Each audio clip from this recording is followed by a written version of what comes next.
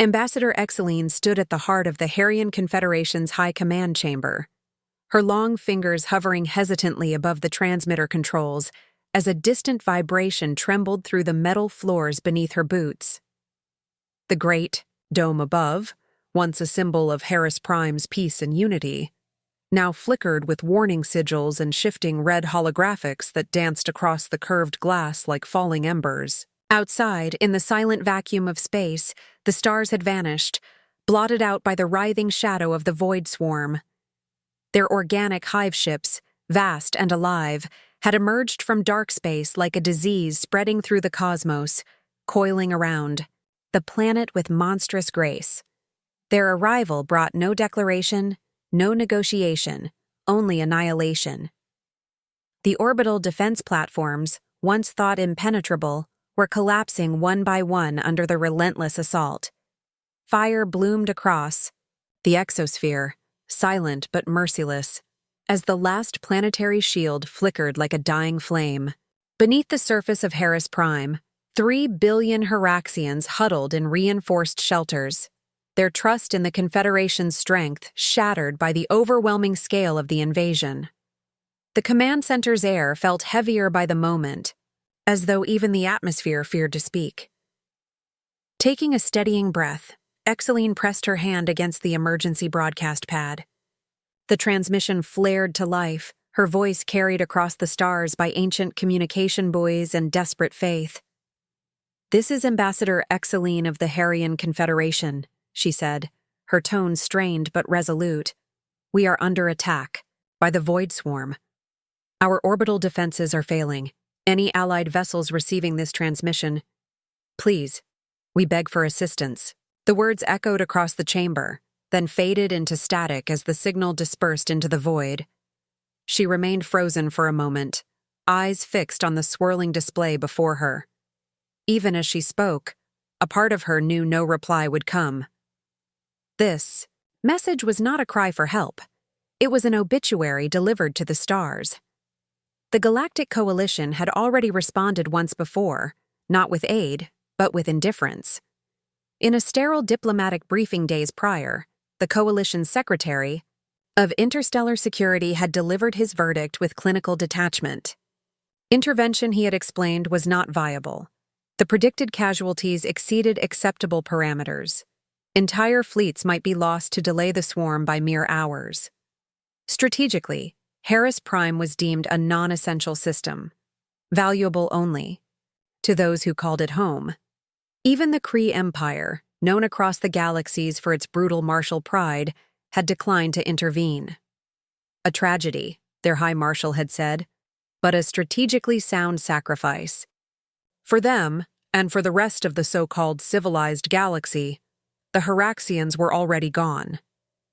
The ambassador clenched her hands into trembling fists, the edges of her diplomatic robes fluttering slightly as the chamber's airflow stuttered. Another system failing under pressure.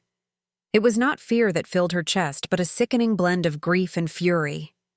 Every treaty signed, every word of unity spoken at those grand summits of stars, felt like ash in her mouth. Civilization, it seemed, had boundaries drawn by convenience and cost. The Heraxians had always believed in peace, had contributed quietly to the shared knowledge of the cosmos, and had opened their gates to all. Now, that legacy would die alone, unremembered, beneath the clawed shadow of monsters that did not speak. The room fell into a tense silence, punctuated only by the occasional bark of technicians relaying system failures and failing defense lines. Exeline's gaze drifted to the corner of the command chamber, where a projection of Harris Prime's surface showed lights blinking out across the continents. Cities vanished beneath storm-like bursts of static. She imagined the children, buried, in steel shelters, asking when they could go home. Imagined the parents holding them close, not knowing if morning would come. She had grown up in those cities. She had walked those streets beneath golden arches and soft blue skies. Now, the skies were fire. A sharp tremor ran through the chamber, as another explosion bloomed in the upper orbit. A defense station, Alpha 3, its last energy cells spent, disintegrated into a ring of silent flame. Exeline didn't flinch. She had seen enough. She turned toward the central holotable and watched as the planet's defenses were reduced to a scatter of flickering icons. No help was coming, not from the coalition, not from the empires that had claimed the stars. Only silence answered their cries, a silence as vast and cold as the space in which they now stood alone. This was the end. The thought passed through her mind like a final judgment, not spoken aloud, but held within the stillness of her chest. Then, despite everything, she straightened her spine. She was an ambassador of a proud people. If this was to be their last hour, she would face it with the dignity her ancestors had fought to protect. And yet, even as she summoned her composure, something deep within her still whispered for a miracle. It was foolish. She knew this. But she sent the signal anyway. Not for herself, perhaps not even for Harris Prime. She sent it because hope, even in its most fragile form, deserved to be heard. Behind her, the communications officer adjusted the long-range array, trying to strengthen the signal's reach before the last of the relays failed. Technicians moved with practiced calm, hiding the dread behind protocol. Above them, the planetary display began to pulse red. The Void Swarm's main fleet had reached the exosphere. Harris Prime was now fully encircled. Time, Exeline knew, had become the rarest resource of all. As the final echoes of her broadcast dissolved into the cosmos, she allowed herself a single, quiet thought. If the universe was listening, now would be the time to prove it still had a soul. The silence in the command chamber had become unbearable, the kind that settled into bones and made every breath feel like a betrayal of hope. Ambassador Exeline stood motionless, her hand still resting on the transmission pad, though the message had long since vanished into the stars. Around her, officers whispered softly, afraid that louder words might bring the ceiling down or call the Void Swarm's wrath to strike harder and faster. Just as the weight of certainty began to crush the last slivers of her resolve, a sharp intake of breath shattered the gloom. The communications officer's eyes widened in disbelief as his fingers danced across the interface. "Ambassador," he murmured, his voice laced with something that sounded like awe. "Warp signatures. Hundreds of them." At first, the words didn't register. Her mind, still clouded with sorrow, searched for meaning even as the tactical display flared back to life. Icons, hundreds of them, poured into view, appearing at the edge of the planetary grid like fireflies in a storm. They emerged not from Coalition space, nor from the Kree War corridors, but from an unaligned sector, a region of the galaxy dismissed by most as savage and unrefined. The screen brightened, the incoming fleet positioning itself directly between Harris Prime and the monstrous web of Void Swarm hive ships. The room erupted with confused data streams, blinking alerts, and half-spoken disbelief. These ships didn't match any recognized galactic military fleet. They weren't sleek like the Coalition's vessels, nor towering and spiked like the Kree's battlecruisers. They were squat, ugly, bristling with harsh angles and jagged hulls patched with scorched alloys and strange modifications. Each vessel bore the unmistakable hallmarks of practical desperation, an armada born not in shipyards of peace, but on worlds that had long forgotten the luxury of calm. Missiles protruded from mounts that looked hand-welded. Gunports flared, to life with a readiness that seemed personal. The ships moved like predators denied too many meals. There was no grace, no elegance, only strength. The bridge fell into a stunned hush. Identifying signatures.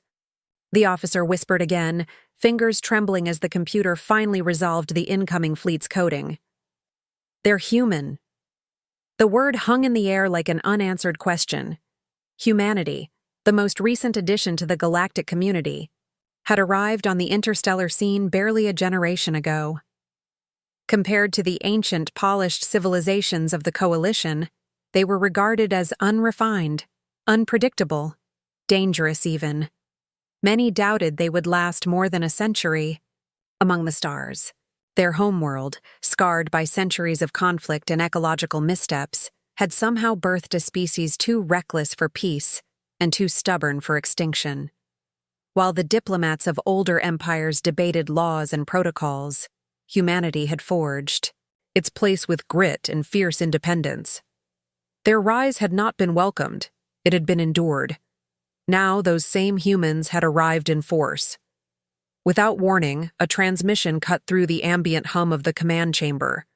A face appeared on the hollow screen, female, fierce, and marked with vivid streaks of paint across her cheeks and brow. Her skin bore the sweat of war, and her eyes the fire of conviction. The markings were unmistakably war paint, an archaic human tradition long dismissed by more civilized species, yet undeniably effective. Intimidation, raw and immediate, radiated from her gaze. She did not look like a diplomat. She looked like someone who had fought to stand where she was. Her voice rang out, sharp and direct. "This is Admiral Mir Santiago of the United Earth Fleet. We received your distress call. We are here to assist. Transmit your orbital defense codes and evacuation protocols immediately." The room seemed to shudder under the weight of her words. Santiago had not asked for permission or requested a summit. She had announced her arrival like a sword crashing onto a war table. For a moment, Ambassador Exeline struggled to find words. The disbelief in her voice was almost audible as she stepped forward. The coalition said the Void Swarm couldn't be engaged, that any attempt would result in catastrophic losses. She didn't need to finish the thought. Everyone in the room had heard the same cold logic from the coalition's envoys.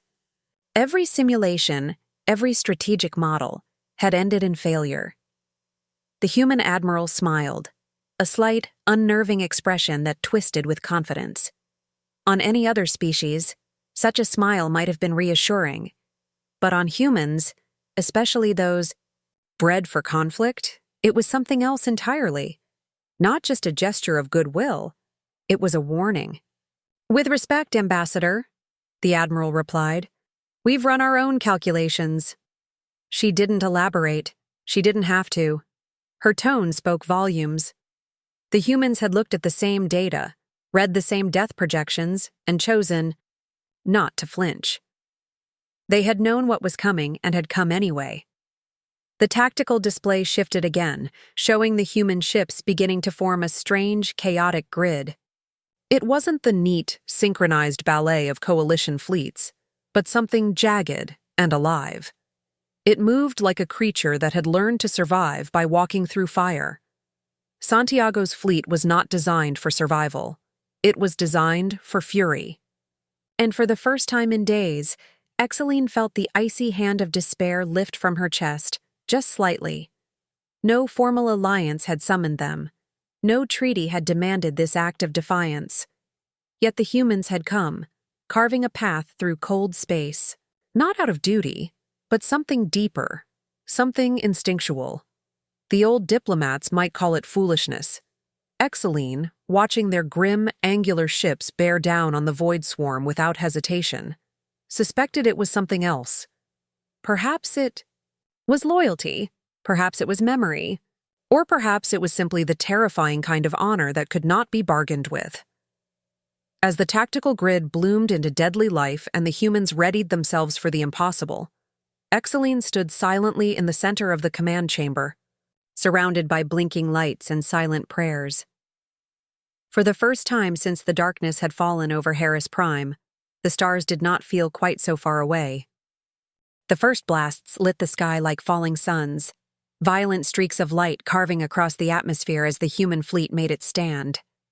From the command center on Harris Prime, Ambassador Exeline watched the unfolding battle through the massive display window that hung like a portal to another world, one of fire, sacrifice, and unrelenting will.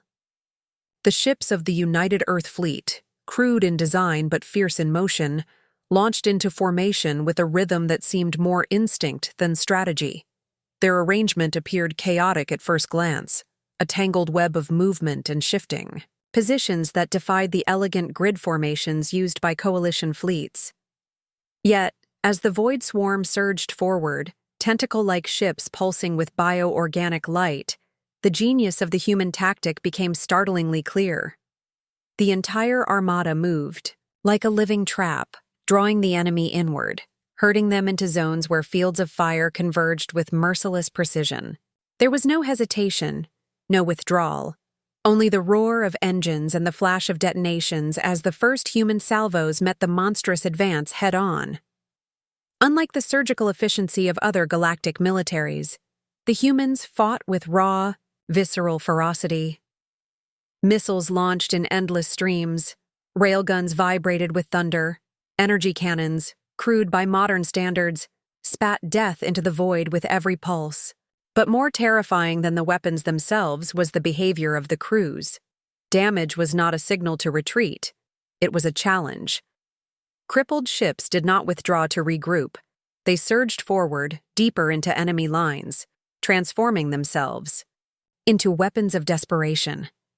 Pilots guided their failing crafts toward hive ships with suicidal calm, triggering self-destruct protocols at point-blank range, and reducing entire organic monstrosities into drifting clouds of gore and broken carapace.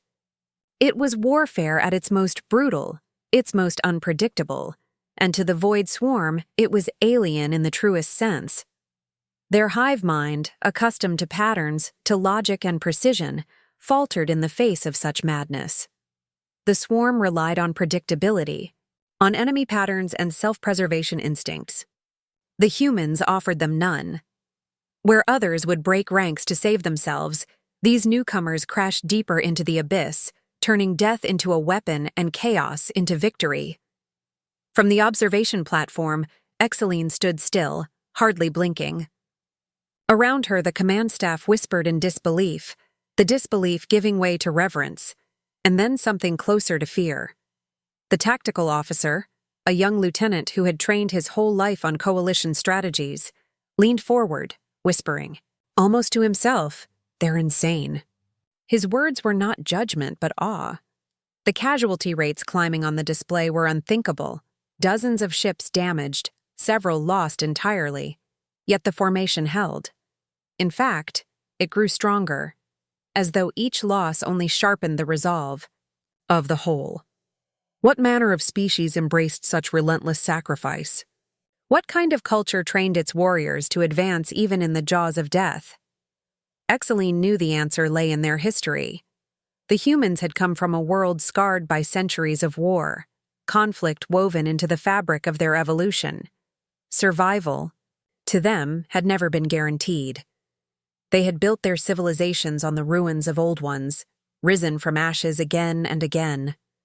They did not fight with hope of survival. They fought because to stop was to die with nothing, and so they kept moving forward. One by one, the Void Swarm's tactics crumbled. Biological constructs, once efficient in synchronized attack, drifted off course, responding too slowly to the shifting battlefields. The hive ships hesitated, confused by the suicidal maneuvers, unable to anticipate which target would explode next, or where the next wave of improvised fury would come from. The swarm, a force believed to be unstoppable, faltered under pressure it had never encountered.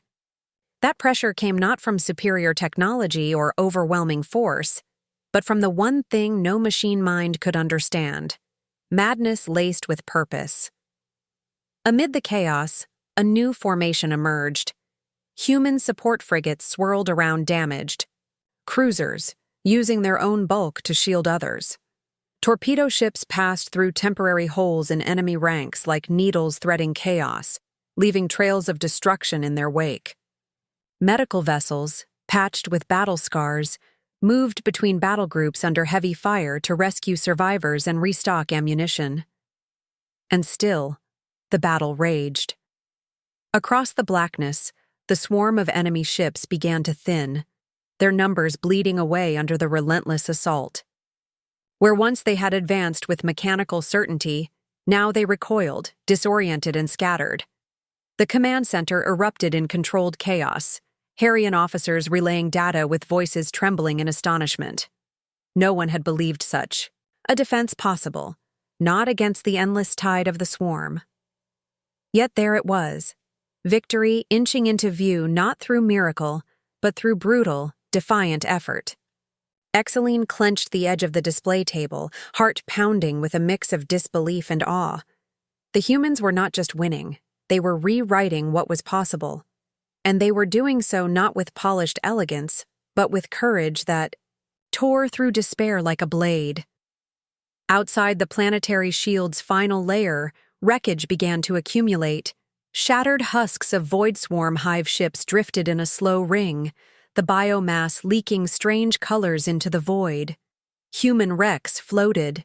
Beside them, scarred and silent monuments to the fallen. Among them, the survivors regrouped. They did not cheer or signal triumph. Instead, they moved swiftly to assist the wounded, recover escape pods, and stabilize their crumbling hulls. There was no glory in their faces, only grit and exhaustion. But they had done it. Against every strategic projection, every cold calculation, they had stood their ground and sent the void swarm fleeing into the stars.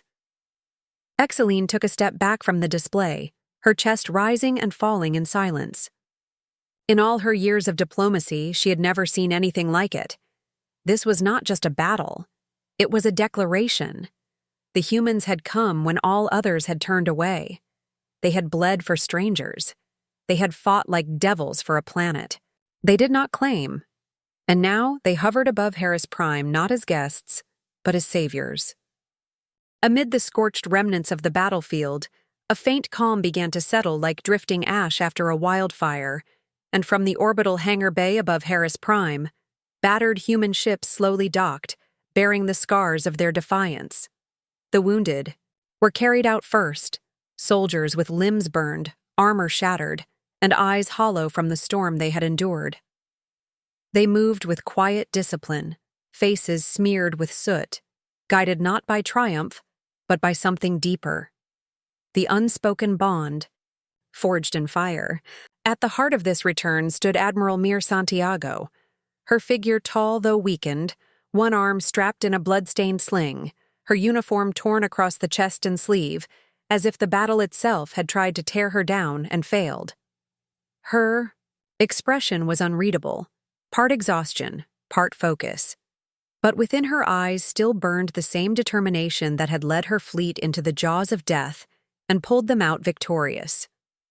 Beside her, Ambassador Exeline waited, surrounded by Harrian medical aides and dignitaries who had gathered not out of protocol, but out of something much rarer in politics, genuine gratitude.